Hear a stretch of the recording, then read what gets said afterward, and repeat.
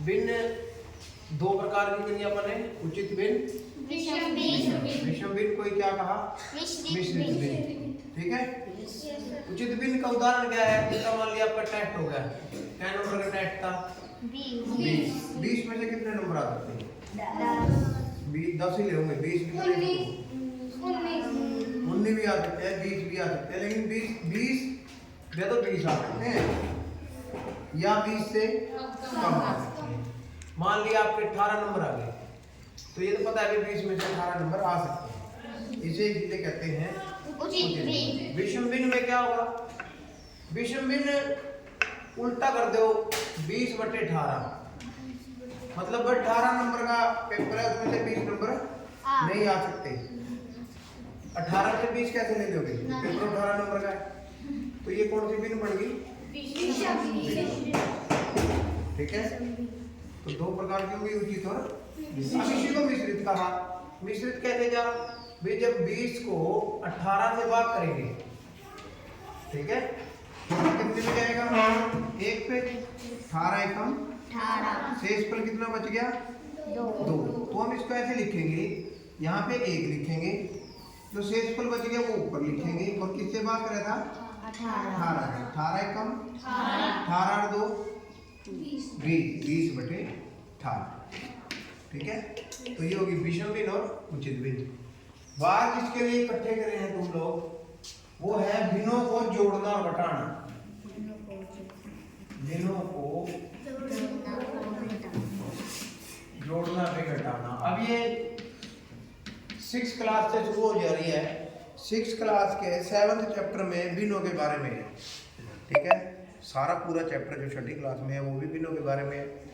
8वीं क्लास में भी एक 7वां चैप्टर है, 6ठी क्लास 7वीं क्लास में भी 7वां चैप्टर, वो भी भिन्नों के बारे में है, भिन्नों को जोड़ना, घटाना, भाग करना, ठीक है। पिछले सेमेस्टर में अपन ने पढ़ लिया था, ठीक है। 8वीं क्लास में उसके उदाहरण है, हर सवाल में उसकी लोड पड़ती है भिन्नों की। मतलब यहाँ पे आपने जो बटे वाली रकमें हैं उनको जोड़ना सीखना है, कहने का मतलब ये है। अब ये कल्ला 7.5 में नहीं है सवाल, 7.6 में भी है। कोई भी एक्सरसाइज का मतलब ये नहीं है भाई मान लिया उस एक्सरसाइज के अपन ने सवाल कर लिए, वो सवाल वहीं खत्म हो गए। मान लिया 7.5 में आपने सवाल कर लिए जोड़ने वाले, दृष्टि 7.5 में अपन ने जोड़ने वाले सवाल कर लिए। जैसे आपने 3 सवाल दिए थे करने के लिए, 3 नहीं करे आपने, 2 दिए थे बल्कि मेरे ख्याल में, तीसरा पेपर में भी आया था सवाल। लेकिन अगर आपने वहाँ पे एक्सरसाइज कर ली और छोड़ दिया उसको, भाई चले दोगे एक्सरसाइज, भाई वो एक्सरसाइज नहीं है, वो मतलब सवाल आगे दूसरे सवालों में आके काम आते हैं, ठीक है। अब भिन्नों को जोड़ने का तरीका है लघुत्तम लेके जोड़ो, ठीक है। अब जैसे सिंपल सवाल से शुरू करते हैं, हमने कहा 2 + 3, इसको जोड़ो, कितना पड़ेगा भाई करना, 5 पड़ेगा। अच्छा, और इधर आ जा करना, दिख नहीं रहा होगा। अच्छा, करण ये था 2/1 + 3/1 कितना होगा,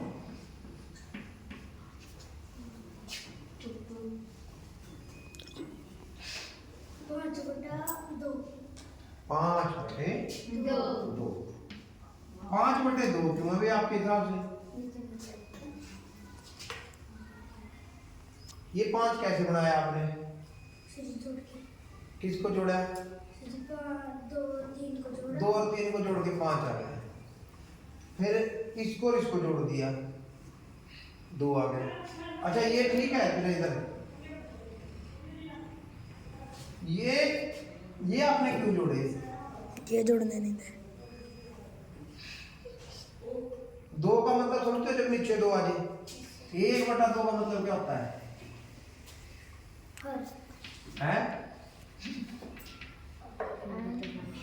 आधा।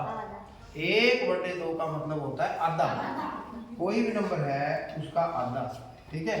और दशमलव में इसकी वैल्यू कितनी होती है, 0.5। दशमलव में वैल्यू कितनी होती है, 0.5, ठीक है। ये आधा हो गया? Yes sir. समझ में आ रहा है सरपंच साहब?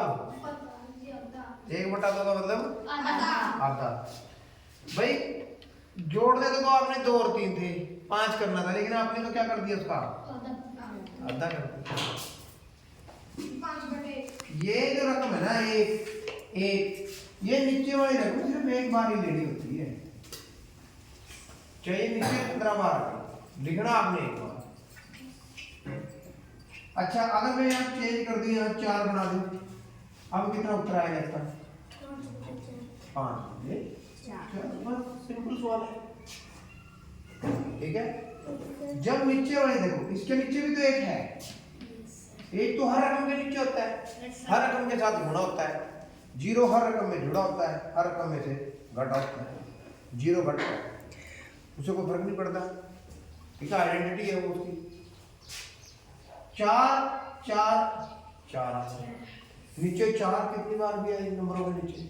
ऊपर वाली रकम ऐसे कैसी झुक जाएंगी, ऐसी जैसी घट जाएंगी, ठीक है, और नीचे वाली रकम क्या रहेगी? समान। जब नीचे रकम समान आती है फिर कोई समस्या नहीं है, दोनों को एक बार रखो, ऊपर वाली रकम को जोड़ दो। थोड़ा चेंज करते हैं करण, अगर यहाँ 2/3 हो और यहाँ 3/4 हो, अब कितना उत्तर आएगा?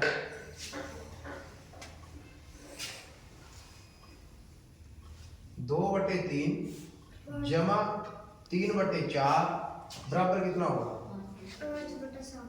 5/7। फिर वही गलती कर दी, फिर ये 4 और 4 8 कैसे नहीं करे अपन? आप क्यों जोड़ रहे हो इसको 3 और 4 को? नीचे तो जोड़ नहीं सकते आप डायरेक्ट ऐसे, ये एक बात तो पल्ले बांध लो, वे नीचे वाली रकम को डायरेक्ट नहीं जोड़ना, ठीक है। अब देखो इसमें, देखो यहाँ इस और इस सवाल में फर्क समझ में आ रहा है? Yes sir. क्या फर्क है?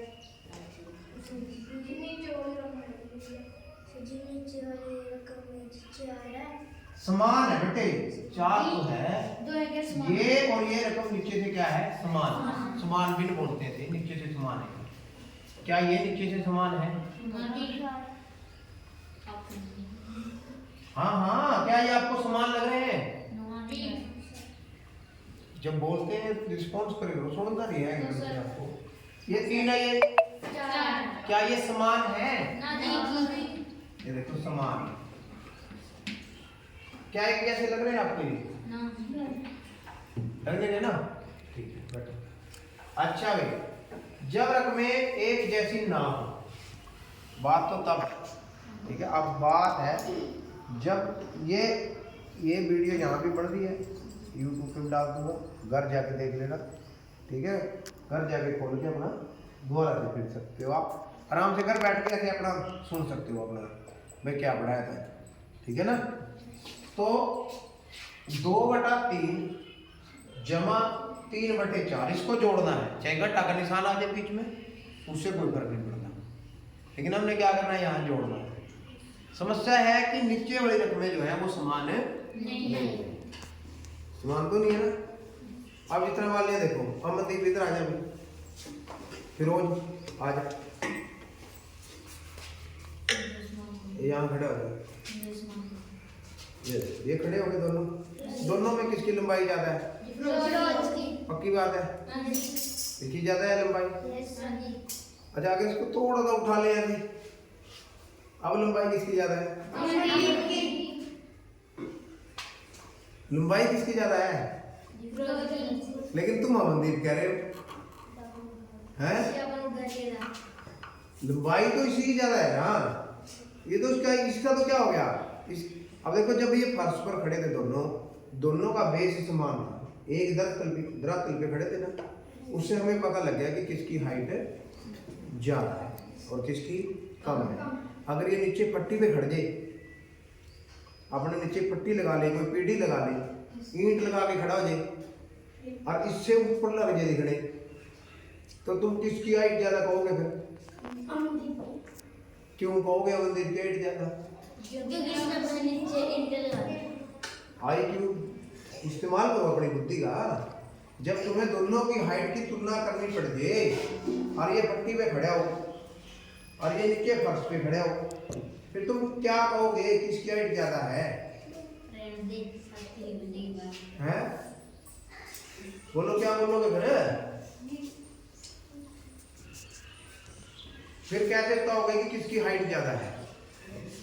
अगर एक बच्चा पट्टी पे खड़ा है, एक बच्चा फर्श पे खड़ा है और ये व्यक्ति, ये बच्चा जो है उससे लंबा लग रहा है, तो आप कैसे कहोगे भी किसकी हाइट ज्यादा है?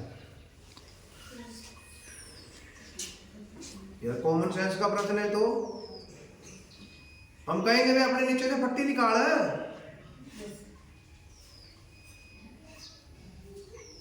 है भाई, हम कहेंगे कि अपने नीचे से फिर ही तो पता लगेगा,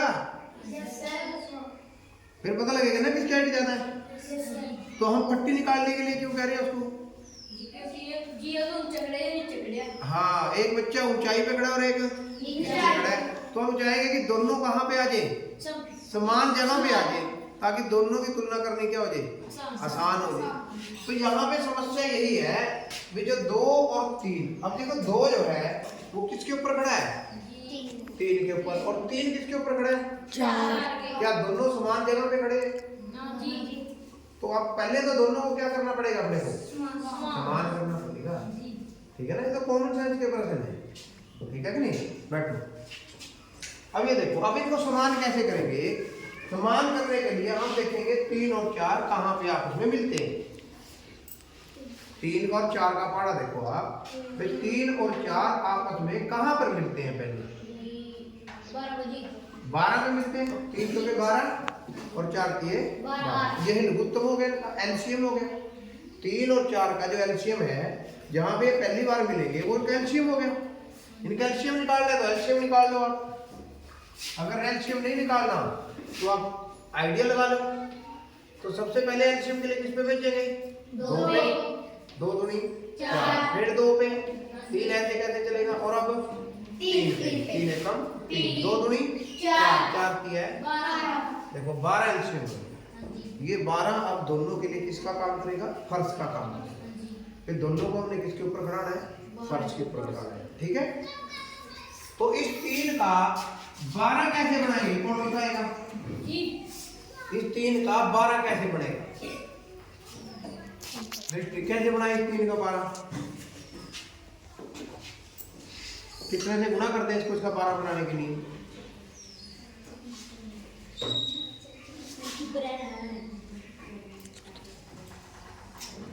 जी भी आसान है, पढ़ा ही तो है।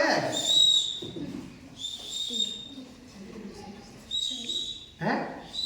6 से 6 को 6 का पढ़ा बोलो 3 बार कर, 6 कम 6 दूनी, तो बाकी नहीं बोलेंगे बेटा, 6 दिया है तो फिर ये तो 18 बढ़ गया। बनाना कितना बने? 12। तो 3 को कितने से गुणा करेगा कि 12 बढ़ गया?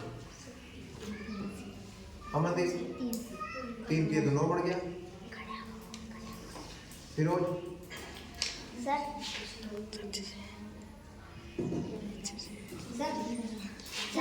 4 से कितने से गुणा करेंगे? 4 से गुणा कर देंगे दोनों को भाई, नीचे भी ऊपर भी। चलो नीचे तो कर दिया आपने, 4 दिया 12 बनाना था आपने, 12 बनाने के लिए गुणा कराया, लेकिन ऊपर थोड़ी कराया। ऊपर क्यों कराया भाई? फिर 4 से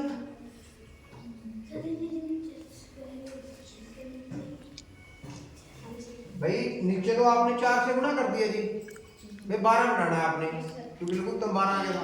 फिर ऊपर क्यों कराया 4 से? 4 से ऊपर क्यों कराया आपने गुणा?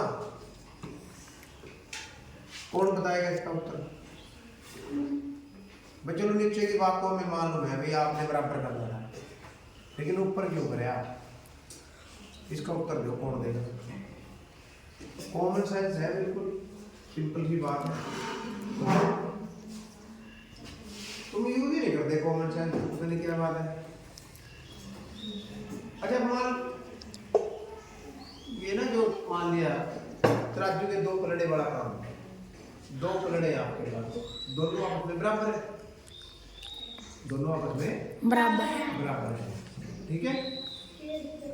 अब आपने नमस्ते जी, नमस्ते। दादी मैं सर तो दोबारा आएगा और दो का पानी डाल नहीं ऐसे नहीं। इसका कारण ये है, अब जैसे मान लीजिए देखो आपके पास ये जैसे ये पानी गिलास आ गया, आपके पास 2 पानी के गिलास है, ठीक है। आपने तराजू के अंदर रख दिया ऐसे पलड़े में डाल दिया और दोनों क्या आपस में बराबर। मैं कहूँगा इस गिलास में से पानी निकालो या इसमें से निकालो या डालो, ठीक है। पलड़े ऊपर नीचे नहीं होने चाहिए। तो आप क्या करोगे, या तो दोनों में से समान पानी बाहर निकालोगे या दोनों में समान पानी डाल दोगे। ये तो नहीं भाई इसमें डाल दिया, अगर इसमें पानी डाल दिया तो ये हैवी हो जाएगा, ये पलड़ा कहाँ चला जाएगा, ऊपर हो जाएगा, हो जाएगा। अगर आपने क्या करा, इसमें से निकाल लिया और इधर वाले में डाल दिया, ये नीचे हो जाएगा, बाहर हो गया, ये ऊपर उठ जाएगा। लेकिन दोनों का बैलेंस बनाने के लिए आप क्या करोगे, दोनों में समान रूप से पानी या तो डालोगे या निकालोगे। अगर हम नीचे सिर्फ 4 से गुना कर देंगे ना तो इस वैल्यू में फर्क पड़ जाएगा। 2 को जो 3 से भाग करके उत्तर आना था वो उत्तर नहीं आएगा जो 2 को 12 से भाग करके आएगा, क्योंकि हमने इनको वही रखना है, इसलिए 4 से गुना करते हैं 4 से भाग। अगर इसको हम काट देंगे तो वही 2/3 रह जाएगा, वैल्यू में कोई फर्क नहीं, ये ध्यान रखना। फिर आगे आ गया 3/4। आप दृष्टि बता देंगे बेटा, इस 4 का 12 बनाने के लिए किससे गुना करें। देखो जब भी सिंपल प्रश्न पूछ रहा हूं मैं तो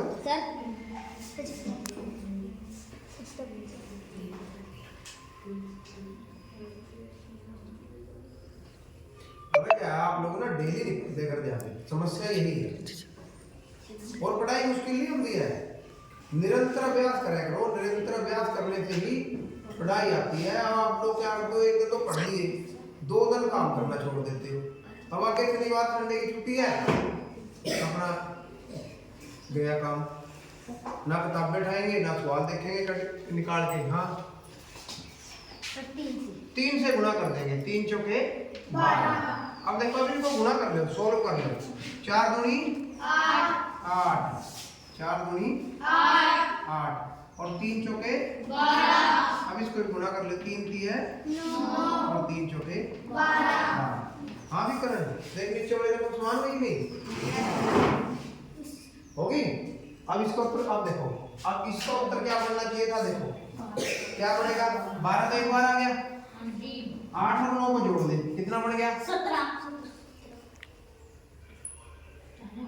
बढ़ गया।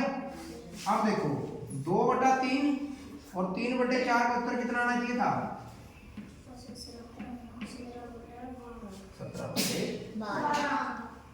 अगर आप ऐसे जोड़ दो, 2 और 3 7 कर देंगे, 4 और 3 2 और 3 5 कर देंगे और 4 और 3 7 कर देंगे, होगी थी गड़बड़।